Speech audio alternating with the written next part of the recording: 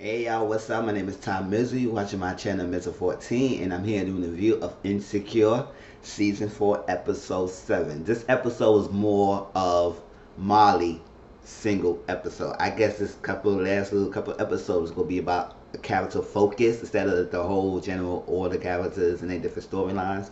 Last week we had Issa, this week we had Molly, and I think next week will be about Lawrence because how they transition. Alright, so how Issa episode ended last week, transitioning into Marty own episode, where that Issa was gonna go to the Ethiopian bar slash restaurant, and she saw Marty sitting there, but Marty was on her phone. So she contemplated whether she was gonna go in or not, but she decided not to go in. So she left.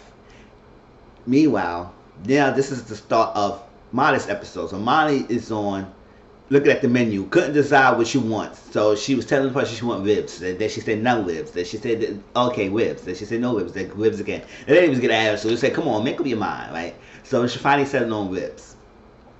While Issa got out and was coming to the door, she saw Issa coming to the door. So she was like, oh, figures. So she pretended to look away and playing on her phone, hoping that they maybe guess she was thinking that Issa will come in and apologize to make things right with her. Like Issa said that she thinks that she always reach out to Molly first to patch things up, and Molly never reach out. So I guess this is the same way. Molly expected Issa to patch things up because Molly thinks that Issa isn't wrong and she messed up doing this breakdown, which it took both of y'all to mess up. It's not just one person who messed up this friendship. It's both of y'all messed up this friendship. Now at the block party, Molly, you was in the wrong for approaching her like that. And if you had the right to feel how you feel, but you should have just approached her afterwards and had to sit down and finally had to sit down after the block party finished and the next day to discuss this with her, but you blew up her in a block party, so you was the one for that. Now the fact that she used Nathan as a source to ask her boyfriend, that's a different story. That's networking. She could do that. I don't see anything wrong with what she did. Now you feel like you didn't want to involve your boyfriend. That's every right for you to feel. You didn't want to you involve your boyfriend in your end, but she didn't use you. So that's how it was. So Issa didn't come in, so she was in her feelings a little bit about that. So much so that when she went home, or she went whatever out to Andrew's house, her house or something like that. Andrew was sitting there and he was talking to his brother on the phone about what they planned for the trips. I guess they were talking about some massages, and Andrew said he didn't want no massage that day. Can we wait? All that stuff, all that crazy. But they was talking about his native language, and she walked in. She was a little hot a little bit because she said, "Oh, I saw Issa," and then he said, "Oh, what happened like that?" She said, "Oh, well, she didn't come in, and it was her fault and everything." And I was like, "Okay, girl, I went whatever. Bye." It's exactly what their friendship like. Molly always think that Issa should jump hoops to please her, which she don't feel like she needs to do anything. So I said, "Okay, all right, Molly." So he told her, "Listen, we going on vacation. Let this don't bother you. It's not about Issa. We gonna enjoy ourselves." She said, "You know what? You right." And she was mostly packing non-clothes. She was bikinis and stuff like that. Cause in Mexico, it's gonna make it warm, so you don't want to be all closed up all the time. So she brings some pants and stuff like that. But she said she got some stuff that she gonna bring for the trip. All right, and right when they were to end the night, she got a text saying that she had a last minute meeting that she had to push in before the trip. So she was at the office, and then an assistant informed her late about this meeting and like that. And she told her assistant, said, "Don't do this again because it made me look bad if you not on top of things." And she said, "Okay, I will never happen again." And she said, "Let's get the briefing." So that's that. Right in a minute, and then she rushing. Andrew's at the freaking airport holding up the lady so they won't leave them at the thing, and she running, said, "Where's that?" And basically, she made it on time. He holding it there. She gave him the passport. And I would say it would be funny if she messed up, forget her passport. Well, I said they supposed to go on this trip, so she ain't gonna forget that. So she running. They saw each other, and they went inside the plane. Now they got inside the plane, and I think they already left off because they was in the air. And they was talking, and they ordered some drinks and the thing, and ordering some stuff that they economy class, and they was going to Mexico. Now Kim Fields, aka Regine, aka her name is Mabel in this episode. I said, "Oh, look at Kim Fields! Like, how you going, Regine? How you doing, girl? She looks still look good." And she was telling him that, "Oh, y'all going to Mexico?" They said, "We all going to Mexico." And she said, "Well, it's that first trip, and people got in the wrong plane before. I got in suffering a wrong marriage for 25 years, and I just got divorced and everything." And I said, "This is my new five freedom." So it's her third day of being just divorced from a wrong marriage she was in for 25 years. I said, "Oh, 25 years?" They said, "Wow." And after a while, she finished, she got up and she could start crying. I said, "Oh, maybe it's still fresh in her mind how this going." But it was good to see Kim Fields. I said, "Hey, girl." So they was talking. They said Molly said she got some things for him, and nice. He said, "Oh, a surprise." So when we go to the hotel, "I got a surprise for you." He said, "Oh, okay. So I got a surprise for you too." And he said, "Okay, what is it?" And he said, "Well, I'll show you." And the first thing he showed you, he started fingering her, pleasuring her down there while they was riding before they landed on Mexico. I said, "Oh, okay." And she was like loving it because she said it was. She liked it because she said it was hot because it's the fact that she could have got caught, but it was a turn on basically for her about that. I said, "Oh, okay, all right." So they went down and they met up with his brother Victor and his wife Lydia, and they talked and everything. And Molly said, while we on Mexico, while Sherry was on the plane, we had a long day, it's gonna be a long flight. Can we just relax? So sometimes, yes, the day of when you land, you don't really want to do too much. You want to just calm down. Maybe have like a light little dinner or something like that. Just chill out by the pool area, whatever you want to do. You just want to do a chill down. You want to do too much extraneous activities. So he said, I just want to disappoint his brother because his brother had a lot of stuff planned and he planned this whole trip out, and we wanted to really thank him for even planning this stuff because sometimes when you go on a trip you plan this stuff, and he said, "Listen, he doing all this stuff for us, so we don't have to do nothing to show up." But she said, "You know what, you're right, we just go to Joy, we go to Joy." And that's what happened. So when they got there, they got to the hotel.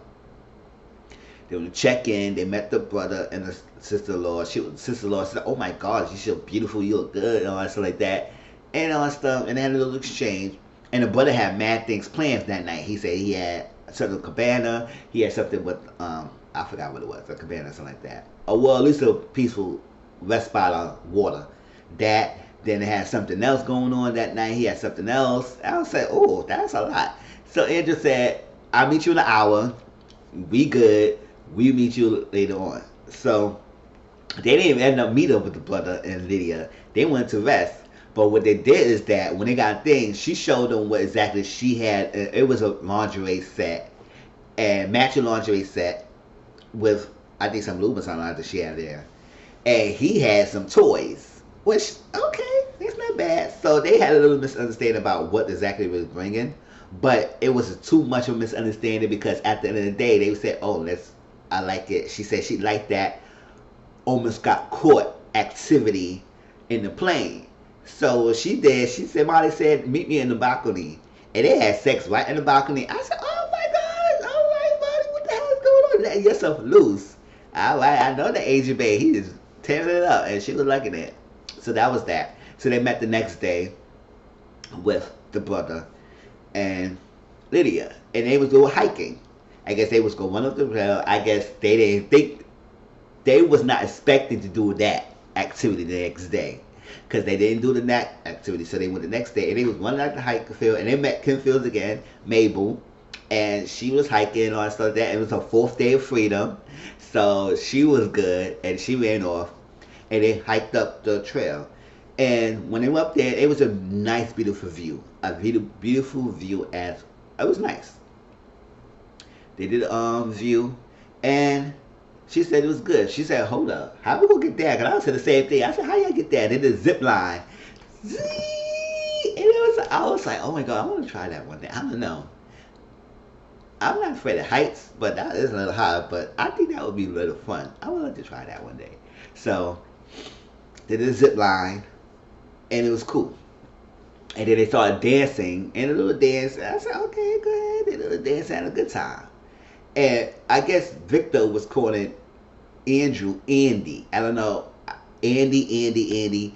His brother be calling him Andy, and I don't know. I guess that's just like a little childhood nickname that his brother be calling him, and that was that.